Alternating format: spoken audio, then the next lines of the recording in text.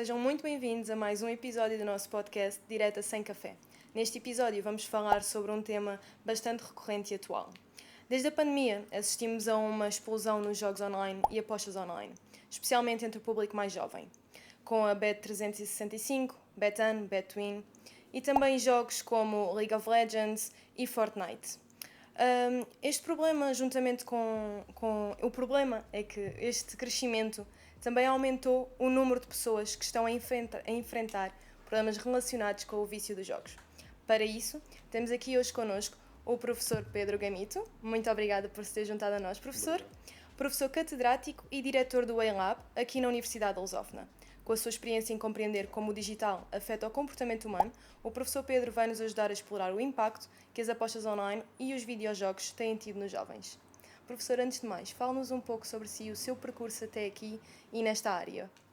Ora, boa tarde a todos. Muito obrigado uma vez mais pelo convite. Obrigado, nós. Eu sou professor na Universidade de Lusófona desde 2003, portanto fiz todo o meu percurso, desde professor auxiliar até professor catedrático nesta casa. Eu terminei os meus estudos doutorais em Inglaterra, em Salford, que é uma cidade contígua à cidade de Manchester, e estudei num contexto da realidade virtual, embora a minha tese de doutoramento não tinha por objetivo desenvolver novas aplicações de realidade virtual, mas, no entanto, utilizei as técnicas existentes na altura. Isto foi há mais de 20 anos. Professor, na sua opinião, o que é que fez com que as apostas online crescessem tanto entre os jovens durante e depois da pandemia? Ora bem, existirão várias razões e quando se fala em apostas, e eu penso que depois a nossa conversa irá entroncar em comportamentos aditivos. Portanto, esta dimensão é uma dimensão multifatorial, multivariada. Portanto, é muito difícil encontrar uma causa ou duas causas.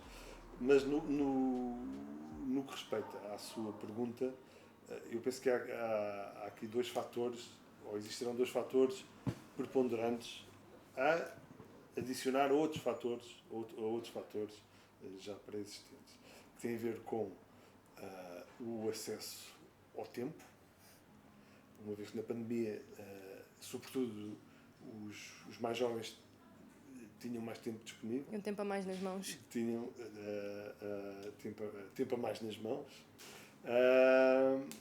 E uma outra razão deve-se ao facto de terem nas suas mãos smartphones, que obviamente faz toda a diferença, porque se olharmos para as gerações mais antigas, como é o meu caso, na altura, quando eu tinha a idade destes mais jovens, já há muito tempo atrás, eu tinha um computador em casa e o computador era partilhado pela minha família. Sim. Portanto não era um objeto meu. Não era pessoal. Não era pessoal e estava sempre no mesmo sítio.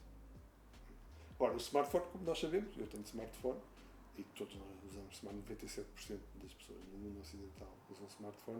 O smartphone anda connosco por todo o lado e permite-nos alguma privacidade que os computadores, os desktops e mesmo os laptops muitas vezes as mais das vezes não permitem.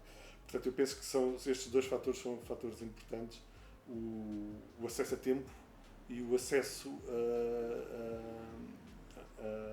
aos smartphones, que talvez sejam um dos fatores ignitores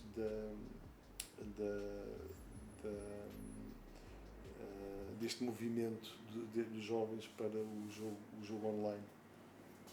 Quais são os sinais que nós conseguimos ver que o jogo passa de uma diversão para um vício? Bem, um vício, ou o termo mais correto é adição. Uma adição, exatamente. Dizem os especialistas, que não é o meu caso, que as adições podem ter duas origens. Uma origem química, e então quando falamos de origem química estamos a falar de drogas psicoativas, ou uma origem comportamental. Ora bem, o caso da adição ao jogo, que não é necessariamente a adição ao jogo online, porque ainda não está estabelecido que existe uma adição ao jogo online. Ainda não, os estudos apontam para isso, apontam para essa conclusão, mas ainda, ou até há muito pouco tempo, não estava determinado que fosse uma patologia, como outras patologias, como a depressão, Sim. as perturbações ansiosas, etc. Mas tudo se encaminha para que seja considerada uma patologia. Ora bem, é um comportamento, portanto, é um comportamento aditivo, não por via química, mas por via comportamental. Obviamente que depois o cérebro, ou as vias dopaminérgicas, ou as 4 vias dopaminérgicas, acabam por funcionar na questão na cambiante adição comportamental de uma maneira muito semelhante à cambiante adição química. Não se sabe exatamente porque é que o fulano A tem maior propensão para a adição e o fulano B tem menor propensão para a adição. Obviamente que existirão diferenças individuais, essa diferença é difícil Cada indivíduo é um indivíduo. Conhecê-las, mas o que é um facto é que existem indivíduos que alteram, e agora respondendo à tua pergunta, alteram a sua rotina diária. Portanto, quase todos nós, ou que trabalhamos, ou os alunos universitários têm uma rotina que implica levantar-se a uma determinada hora, contra o desejo da maior parte dos alunos universitários, eu também já fui aluno universitário, mas porque tem que ir para as aulas, depois o almoço, os trabalhos que têm que ser feitos. Portanto, tipicamente, os indivíduos com adições, esta rotina que nós chamaríamos de normal, sempre o conceito de normalidade é um conceito muito discutível, mas esta é a rotina que a maior parte da população tem. Estas pessoas perdem essa rotina porque o seu objetivo de vida deixa de ser a escola, o trabalho ou mesmo as relações amorosas, e há aqui uma alteração para um outro objetivo, que é jogar. A prioridade passa a ser o jogo. A prioridade passa a ser o jogo. Portanto, tipicamente, alterações de rotina, um descontrolo nos gastos, que também acontece com comportamentos não aditivos, mas há um descontrole nos gastos, uma irritação quando não estão a jogar, ou quando são abordados por um familiar para interromper essa atividade, o absentismo escolar, muitas vezes descuidado na higiene pessoal. Portanto, existe aqui um conjunto de indicadores. Agora, estes indicadores não são observáveis geralmente pelo próprio. Portanto, estes indicadores são observáveis pelos seus familiares. Portanto, aqui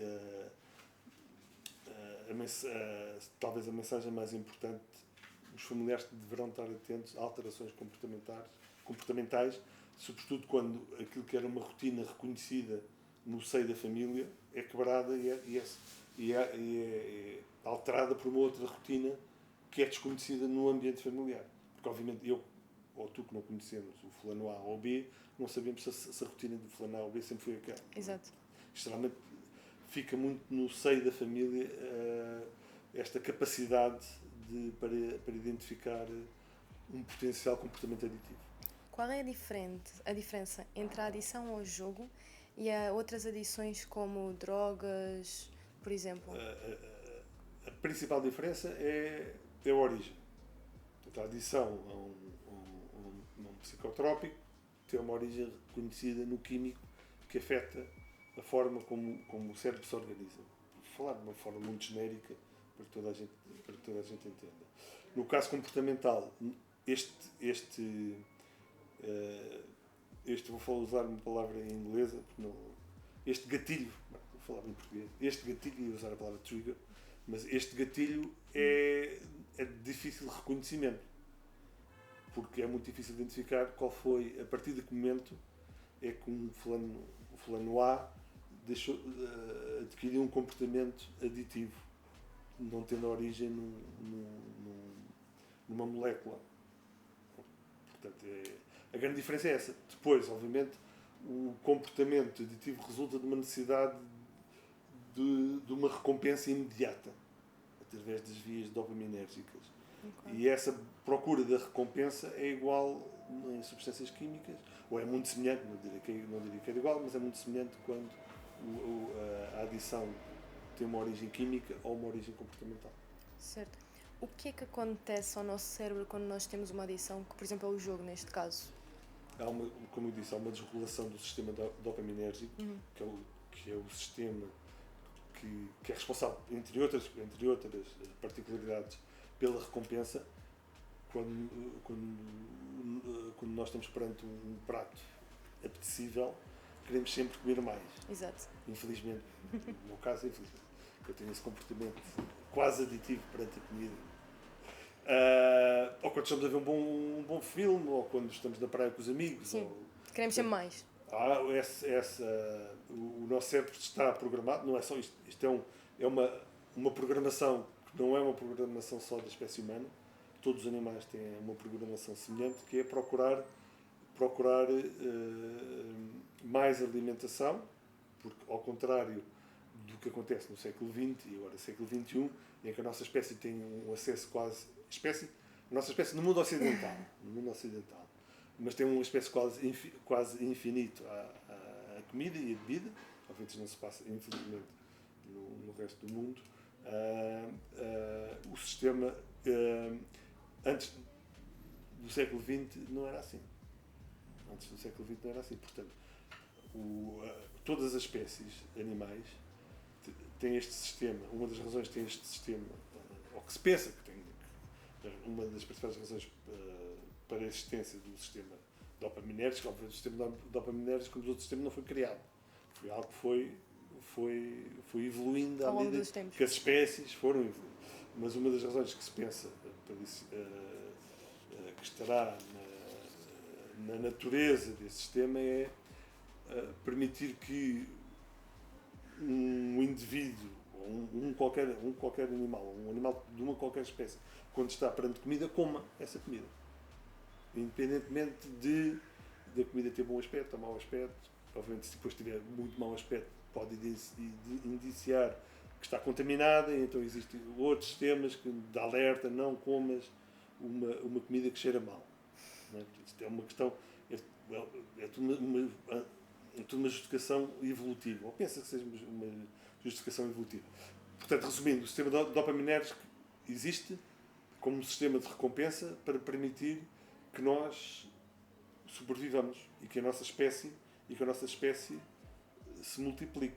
Portanto, associado a esse sistema de dopaminérgico também está o prazer sexual.